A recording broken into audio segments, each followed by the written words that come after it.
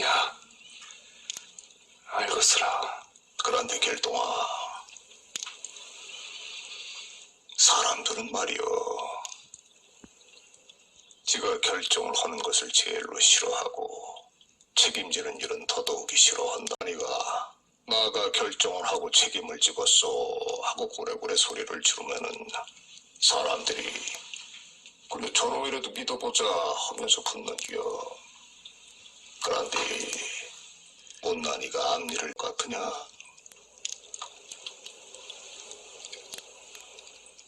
그냥 지 따라다니는 사람들을 데리고 가시덤불로 기 들어가고 얼음물에 풍덩 빠져서 다 찔러 죽게 하고 얼어 죽게 만들지. 우리 길동이는 못난이 아니지? 용계랑 그새 세거리 없사니 벼랑으로 던질 거는 아니지? 야,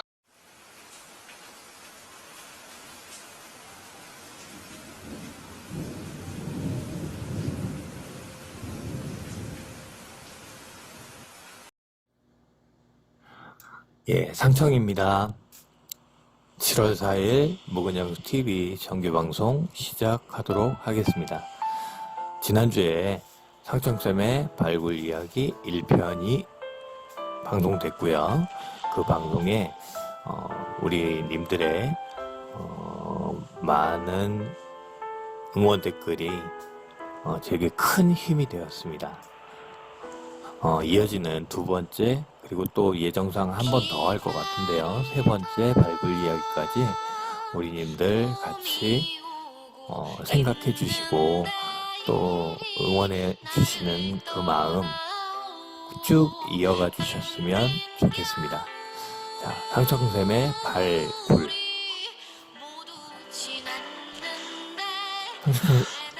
발굴. 지난번에 이제 뜻이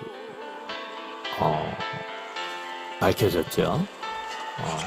발달장애인 바우처 채굴이라는 첫 번째 이야기가 방송이 됐습니다. 저는 코인을 하거나 주식을 하거나 그런 투자보다도 사람에 대한 투자를 더 의미를 두고 있는 사람이고요. 오늘 두 번째 이야기 발달장애인 친구 채굴 편 이야기입니다. 가로 열고 지원사라는 표현이 있죠. 발달장애인에게 친구는 사실상 발달장애인이라는 그 부류가 보면 스펙트럼이라고 하는데 그 경중이라든가 아니면 각각의 행동 양식 그런 것들이 너무 범위가 넓다 보니까 친구를 잘 사귀는 친구도 있을 수가 있어요. 그런데 제가 봤던 이용인에 대해서 우리 애님들이 사실상 친구가 없는 것을 많이 느끼게 되었습니다. 저희 아들도 마찬가지고요. 저희 아들도 지금 중학교 3학년까지 올라왔지만 사실 혼자 노는 게 익숙한 친구고 그러다 보니까 친구가 꼭 필요하다라고 저는 생각을 하고요. 가급적이면 저처럼 활동 지원을 하고 있는 지원사 선생님들이 발달장애인 이용인들과 친구 같은 관계가 되면 더 좋지 않겠나라고 생각을 합니다. 그리고 이런 지원사 이야기를 하면서 제가 좀 아쉽다고 생각이 드는 게 사실상 저는 발달장애인의 지원사이기도 하지만 그에 앞서서 발달장애인의 부모이기도 합니다. 아버지라는 얘기죠. 근데 아버지와 자식 간의 관계는 사실상 친구가 되기는 어려워요. 알게 모르게 뭔가를 자꾸 요구하고 지시하고 이런 개념이 생기겠죠. 그런데 지난 편에 방송됐던 스티브 같은 경우에 제가 처음에 이제 접촉하면서부터 무엇을 집중했었냐면 항상 그 친구와 이야기할 때는 말을 좀 부드럽게 하는 것을 항상 유념을 뒀고요. 그리고 그 부드럽게 하면서 항상 일단은 여지까지 조금 힘들게 지내왔던 그 자신이 좀 치유할 수 있게끔 자신 먼저 생각을 해라. 좀 이기적이어도 항상 본인 먼저 생각을 하고 이야기를 할 때도 요구를 할 게 있으면 본인 먼저 생각을 해서 요구를 해라. 뭐 이런 이야기를 했었어요. 그러다 보니 평상시에 듣지 않았던 이야기를 저한테 아마 듣게 돼서 저하고 좀 더 좀 친하게 됐던 것 같고요. 저는 지원사보다는 지금 제가 한 7살 정도 나이가 많기 때문에 형이라고 부르라고 하고 형 동생같이 같은 관계를 지금 유지를 해가고 있답니다. 쉬운 얘기는 아니라는 건 압니다. 발달장애인 부모가 발달장애인 활동 지원사가 돼서 다른 발달장애인을 돌본다? 그 문제 쉽지 않아요. 저는 요구를 했었죠. 서울에서 있을 때 다른 장애인 부모님들한테 발달장애인의 부모가 발달장애인을 돌봐야 된다라고 이야기를 하긴 했었지만 그게 쉽지 않다라는 거 알지만 그 과정을 우리 부모라면 조금 이겨내고 방법을 찾아야 되지 않을까 생각을 합니다. 그래서 오늘 발달장애인의 친구 책을 편을 준비했고요. 잠시 이어가겠습니다. 예, 다시 왔습니다. 예전 영화인데 그 친구라는 영화에 보면 친구가 한글이 아니라 한자라는 이야기가 영화에 나옵니다. 친구는 가까울 친자하고 옛구자를 써서 옛부터 가까운 사이 그런 뜻이고요. 오래도록 가까운 사이를 가진 사람들이 친구 사이다 이렇게 이야기를 합니다. 하루 만났다가 그 다음날 얘는 나의 친구다 이렇게 가볍게 얘기하는 것이 아니라 오랜 시간 관계를 가지고 그 관계에 친밀함이 묻어 있을 때 친구다라고 이야기를 하고요. 제가 말하는 오늘 채굴하고자 하는 두 번째 채굴, 친구 채굴의 친구가 바로 발달장애인에게는 굉장히 중요한 요소가 됩니다. 자, 앞서서 말씀드렸던 발달장애인 바우처 채굴은 제가 앞으로 하고자 하는 이 장애 관련 사업에 그러니까 사업에 필요한 돈을 마련하는 돈줄을 찾는 일이다라고 생각을 하면 될 것 같고요. 두 번째로 오늘 말씀드리는 발달장애인의 친구, 즉 활동지원사는 제가 하려고 하는 사업의 인적 구성이라고 봐야 되겠죠. 사람을 채용하는 그런 일이지만 사실상 그 일이 우리가 보통 지금 직장 내 갑질이라고 하는 그런 내용을 떠나서 조금 자신의 이제 업무 유연성을 가지고 일을 할 수 있으며 또 그 지원사님들이 이제 만약에 채굴이 돼서 그분들이 이제 일을 하실 때 만나게 될 이제 가장 많은 분들이 그리고 가장 중요한 분들이 발달장애인 또는 분들일 거라서 그분들이 어떻게 보면 우리가 그러니까 그냥 직장에 다니거나 아니면 사회에서 이렇게 만나는 보통 분들하고는 좀 많이 다르다라는 이야기가 되는 이야기랍니다. 발달장애인에게 이제 친구 같은 지원사를 찾아주어야 합니다. 어떻게 찾아주어야 할까요? 첫 번째로 저는 부모님이 하셨으면 좋겠다고 말씀을 드렸었는데 제가 만약에 제 아들만 계속 보고 있었다면 저도 활동지원사를 하려고 했었던 생각은 아마 안 했을 거예요. 그런데 저 같은 경우에는 일정한 계기에 의해서 직업을 그만두게 되고 이제 발달장애인들 부모 단체를 통해서 우리가 뭐 시위를 간다든가 그렇게 다니게 됐을 때 저는 발달장애인 당사자들 그분들을 보게 되었어요. 묶어서는 발달장애인이라고 이렇게 다 통칭을 하지만 제 아들과 다른 장애인들이 너무 많았고요. 다 제각각의 웃음이 있었고 그 각각의 아픔들이 다 있었다는 거죠. 개별적으로 놓고 보면 같은 사람이 하나도 없었고 그들이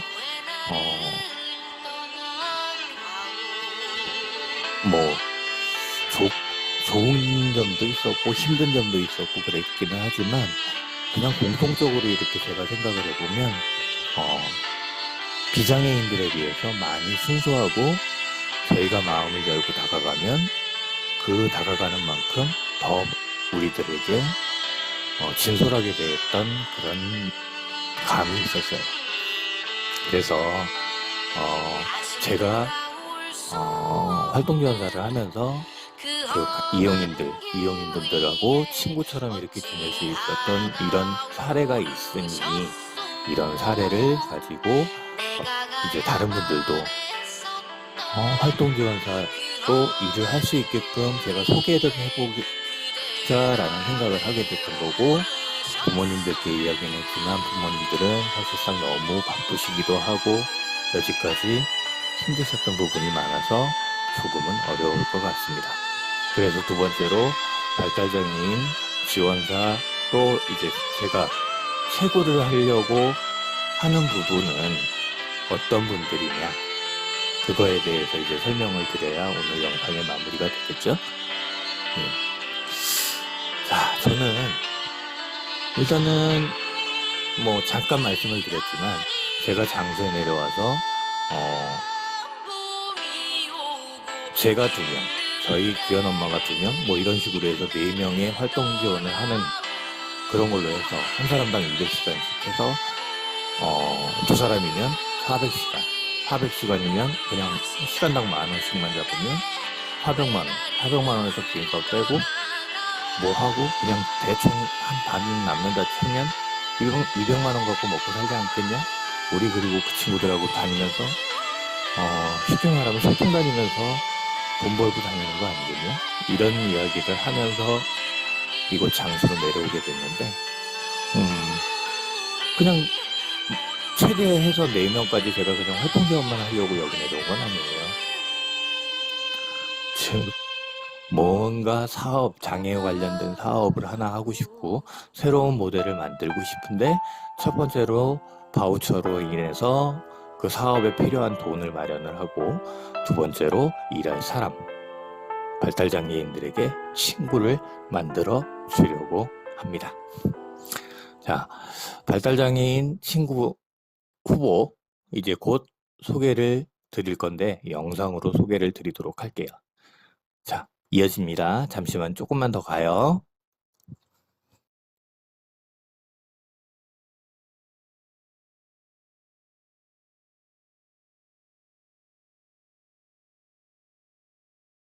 막을 수 있지 않을까. 자립의 환경을 도울 수 있는 이런 어른들의 생태계를 좀 만들었으면 좋겠다. 법률 지원이라든지 긴급 자금을 대출을 해준다든지 취업을 못하고 어려워하는 친구들에게 진로 상담을 해줄 수 있는 이런 어른들이 있다면 이 친구들이 쉽게 조금 더 수월하게 해결해 나갈 수 있지 않을까. 자립에 한 발자국 더 가까워지는 것 아닌가.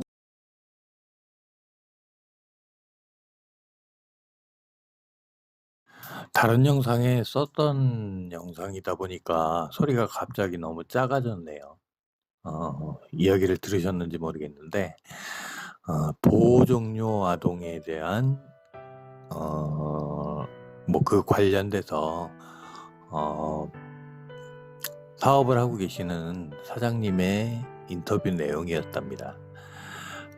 보호종료 아동 만 18세 어른이라고 하는 사실 뭐 좀 불우한 환경으로 인해서 부모의 그러니까 돌봄을 받지 못한 상태로 뭐 몇 년 혹은 한 10년 이상을 그 보호시설에서 있던 친구들이 뭐 보도가 된 적이 있어서 아실 거예요. 뭐 대도시 지역에는 뭐 최고 1200만 원까지, 그리고 뭐 제가 살고 있는 장수 같은 경우라면, 전라북도 같은 경우라면 한 500만 원 정착지원금을 받고 그 자기가 집으로, 여지까지 집으로 생각하고 살았던 그곳에서 나와야 되는 친구들이 있답니다.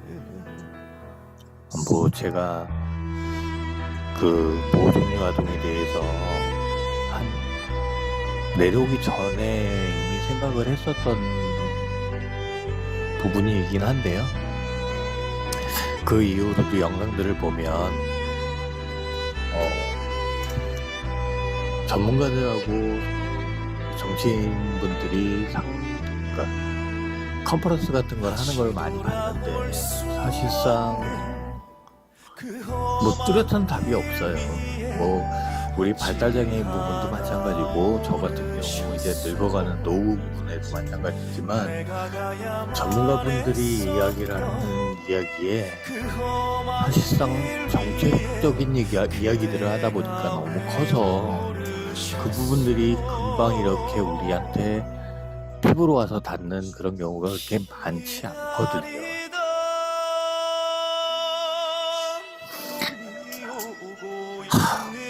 뭐 앞에 오늘 영상 앞부분의 이야기도 그렇고, 지금 제가 마무리 글을 하고 있는 중인데, 지금도 뭐 쉬운 얘기는 아닙니다. 그런데 저 같은 경우에는 그래요.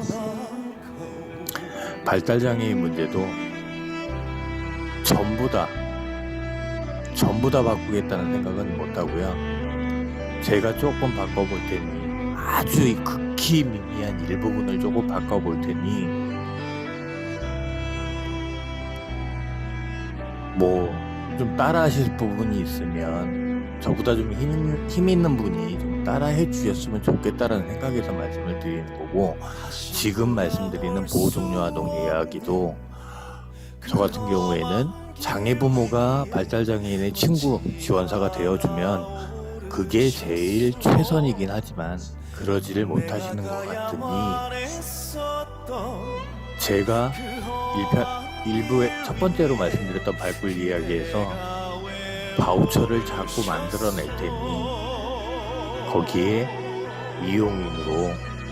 이용인이 많아지는 거겠죠. 3달 만에 1명 만들었고, 그 다음에 조금 2달 만에 1명 만들고, 뭐 이런 식으로 자꾸 만들어 갈 거예요. 장수의 바우처 인구가 자꾸 늘어날 겁니다. 그러다 보면 당연히 활동지원사도 필요하겠죠. 예, 제가 지금 소속돼 있는 연합회에도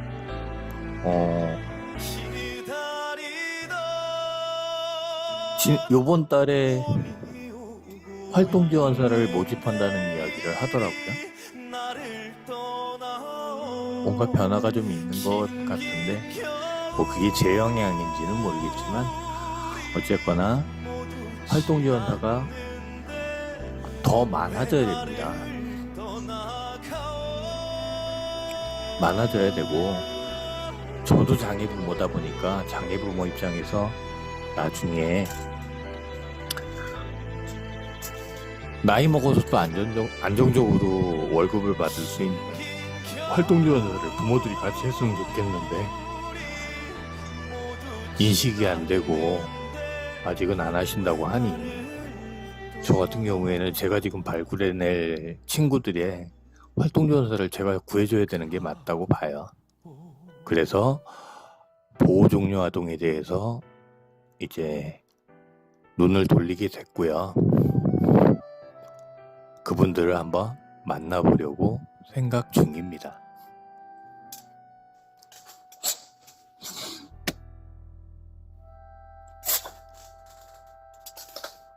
그리고 뭐 이 영상을 준비하면서 뭐 경남 쪽에서는 뭐 도지사까지 나서서 무슨 대기업이 끼고 거기에서 출자를 해서 활동 저기 뭐야 아동 그러니까 보호종료 아동에 대한 생활관을 짓고 그들을 지원할 수 있는 프로그램을 할 수 있는 센터를 2군데 짓는다. 뭐 이런 이야기를 봤는데 저 같은 경우라면 그거는 다르다고 봐요.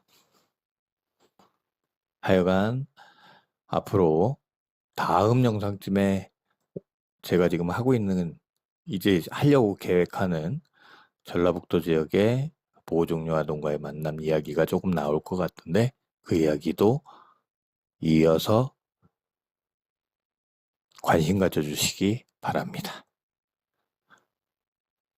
함께 근심 없는 사회, 함께 근심 없이 살 수 있는 그런 날 묵은장숙 TV와 함께 해주시길 바랍니다.